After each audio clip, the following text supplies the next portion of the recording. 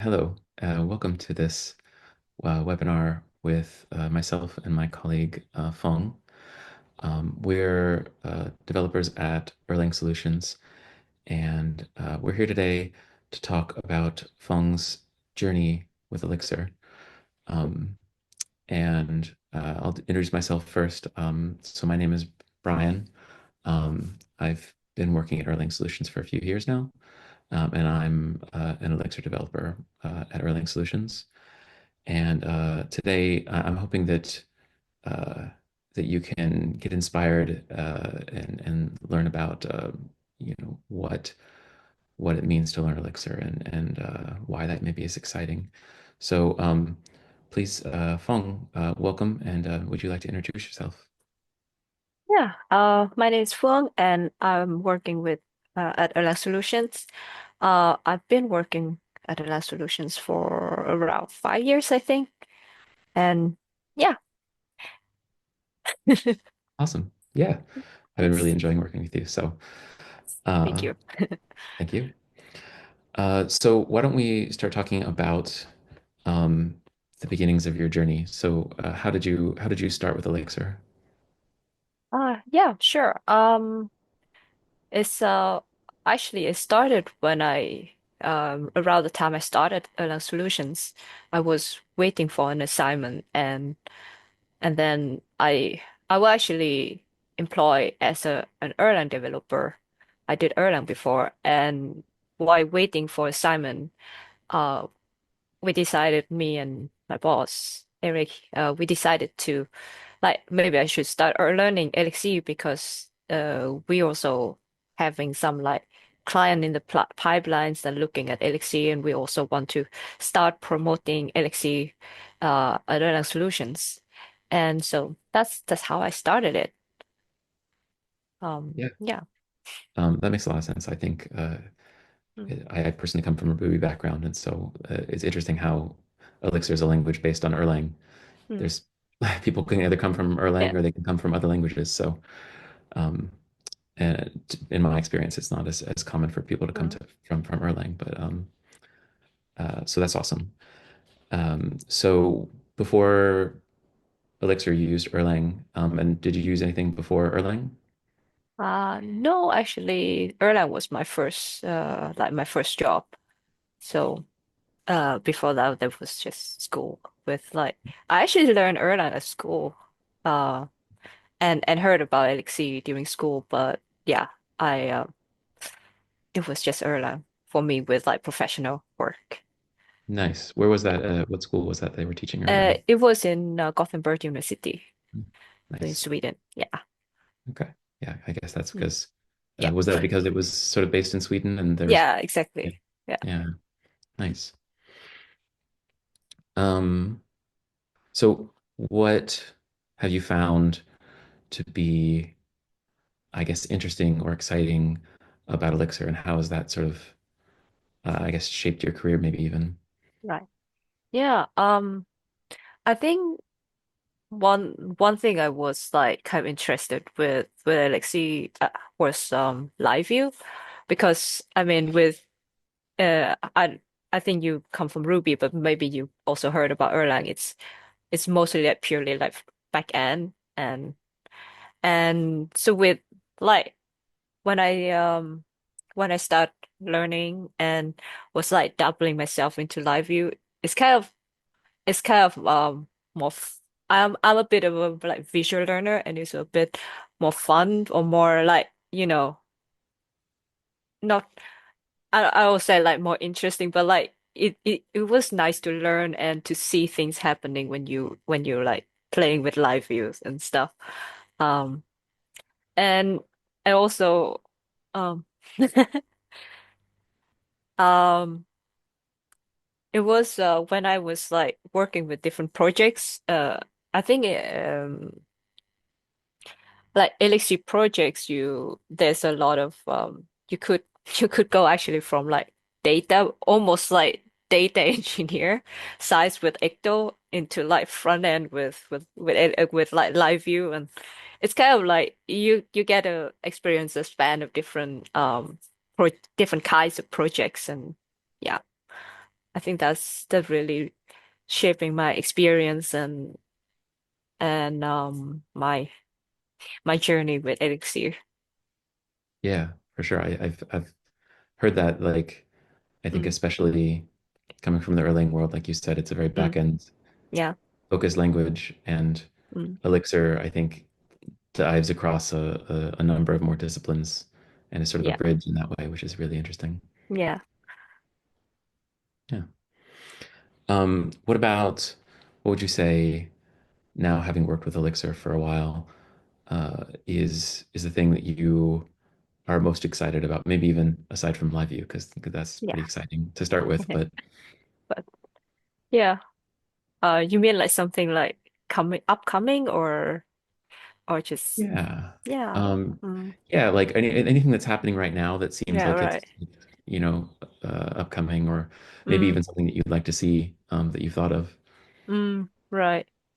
Um, I think there's two things that I've been hearing a lot is of course NX like with the machine learning size. I think there's a lot of you know experiments and like projects that start work using machine learning using Elixir, and that's pretty exciting because like for now you when you heard about machine learning mostly you heard about Python and and like try to you know take that take that into that area is pretty exciting. And also right now I'm also looking at Live View Native, so I think that's also quite exciting because I was like playing with it and you can kind of have like one you know one controller or one um like live, and then you can just having different view with like HTML and Swift and stuff. Pretty cool. Then you don't have to like do API calls. Just everything with Phoenix. Yeah, It's fun. and it's like magical. Yeah, Yeah, it's just magical. I love it. It's yeah, I nice to think play that's with it. Yeah. yeah, yeah. I was just thinking in the context of what we were just saying about sort of spanning the back end and the front end. I mean, that's kind of, those are almost like really good examples of, NX is a new Yeah. way of doing something kind of on the back end, and Yeah, Live yeah. is a new way to do something on the front end, Fun and end. it's all Yeah. kind of happening in the same place. Yeah, exactly. Exactly. Like you can you know, if you like more of a data engineer person, you can, dive more into like NX and machine learning. But if you like more like front end or something, then there's live view, there's live view native, and there's like yeah, exciting happens in like all different direction. It's amazing. Totally. Yeah. Yeah. There's like things that are there for the people. If you want to do front end stuff, it's sort of there. But if you're used to front end stuff and you're like, oh, Mm, maybe I want to experiment with back end stuff, it's kind of yeah. there for you, which is great. Yeah. Yeah, yeah. Yeah. Yeah. So what about, um, do you have any advice for, anybody who wants to learn Elixir, is just starting to learn Elixir, especially maybe coming from your perspective of Erlang, of what you might say? Right. Ooh, that's a that's a difficult question because I mean of course everyone have a different experience and different approach with learning as well. One thing working for me was and I think a lot of people is starting small with like the exorcism. I think you were one of the mentor there, right? Yeah, I love Yeah. exorcism. Absolutely. Yeah, I love it. When I started out, I think like I had a friend that asked me like how do I start studying, and that the place that I recommend because it's one of the I think it's like it's give you it's give you the goal and like kind of what to start learning and building up your experience or building up your knowledge of Elixir, and then for me afterwards mostly I think like it started mostly I learned mostly from like working.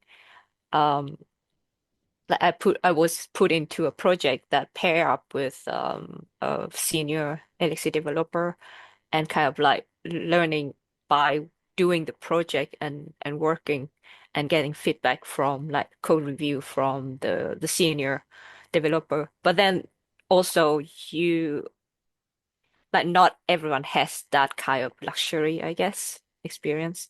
But I guess you get a little bit of it from the exorcism with the mentor. But like I guess for my case it's more of a you get a more like more specific you know one-on-one feedback and review and yeah mentor I guess Yeah. yeah yeah One of the things that sticks in my mind is when I was mentoring on exorcism that like mm, you could do an exercise and there they have like exercises that are specific to particular topics. And I mm, think about like the exercise that's supposed to help you sort of understand the mm, difference between strings and character lists. mm, And I feel like a lot of times people did the exercise and you're able to do it, but a lot of people didn't understand. They would convert from a string to a character list and then back, mm, thinking that they want what they wanted was a string. And so I feel like that mentor aspect, like you're saying, is I think super important and yeah probably even better. Like when you have a particular project, it's always good to be working on yeah some task, some like in a tasks yeah company.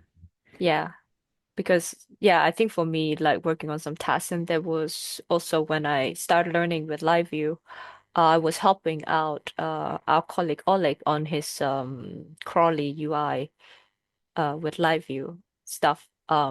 And like I feel like that's most of the time that's how I learn most of the stuff from like learn most of the Elixir and like building up my knowledge. Yeah, Yeah, yeah. yeah, absolutely. So as you've been using Elixir and sort of coming up in it, what have been the sort of most notable challenges that you've run into and things that you had to maybe figure out and maybe even change your like conceptual understanding of things? I think at the beginning for me, at the beginning of learning Elixir, it was mostly syntax because it's so like a lot of things is so close to Erlang, but the syntax is totally different. And like that like one of the first complaint or like the first thing that I always like you know make a mistake when doing the coding was was the syntax. But then of course get used to it. And now I'm probably gonna make mistake on the Erlang syntax instead. I think one of the thing was also Phoenix like itself is amazing and powerful framework, but it also has a lot of magic. And as someone just started out, sometimes you kind of like don't understand how you go from, router to controller to like, or also when you started you just bootstrap bootstrap a project, bootstrap a Phoenix project by yourself on your own, like then you kind of have to know like what to include and not include, and then you just get a gigantic, you know, folder with like a lot of files, and it's hard to navigate around if you are not so used to it, and if you just want to like, have something. But it also it kind of like you do like Phoenix new, and then you have something kind of working at the beginning. But yeah, like as a beginner and try to navigate around, it get it was a bit difficult to, like know how to go from one place to other and how things connect to each other. But once you know it, it's kind of easy to like just jump and it has a pattern. It's just you just need to learn that. Yeah, that makes a lot of Yeah. sense. I guess that's Mm. sort of good advice because anybody who's starting just needs to know, like, okay, you just need to get over that hill. Yeah. Yeah. It's kind of a steep, learning curve, but once you get over that, it's easy and it's quite convenient to, you know, kind And of like, yeah, I need add a router, now I need to add a controller and kind of like things just works. Yeah, I think Yeah. again, like coming from Mm, a Ruby background, I feel like I kind of almost come from mm, the opposite side right. in both of those things that you mentioned. Like for example, the syntax Mm, was relatively easy for me mm, because it was kind of designed to be Ruby-ish, mm, whereas it was the understanding of the Erlang, you know, concepts, the beam right. concepts Uh, that were the the challenge for me. concurrency and Yeah. yeah, And right. then also like Ruby and Rails are very what's called convention over configuration, which is Mm, like, things are in a certain place and that's where you expect them to be. And as long as you do everything the way that it expects, then uh, everything mostly works out fine. mm, And so I was used to that. But also coming into the Phoenix world, it was even like a little bit less magic than Ruby. So I'm like, oh, okay, this is actually kind of nice. You can mostly trace things down. And so I think they sort of tried to be inspired by Ruby, but also do it a little bit more responsibly. But I could definitely understand coming from, if you're not coming from that world where you're yeah. just used to that sort Like, of thing, it's not the same. mm, Hmm. Okay, well, thanks so much, Fong. That's all the time we have for today. Um, would you like to let people know about where they can find you online, your socials, any other things you have going on? yeah. Well, I think I'm right now mostly just on LinkedIn. So I guess we're gonna can plug the LinkedIn link somewhere. But yeah, you can find me on LinkedIn. That's where Awesome. I post like most of, you know, repost most of the post and repost like my journey and all the conference and pictures and stuff. Yes. Awesome. Yeah. And you can find me as Cheerful Stoic pretty much anywhere, GitHub, Blue Sky, that sort of thing. And also on LinkedIn as Brian Underwood. So, yeah, thanks again so much, Fong. It was really great talking with you, and I hope you have a great day. And everyone out there, I hope you have a great day. Yeah. Thank you, Brian.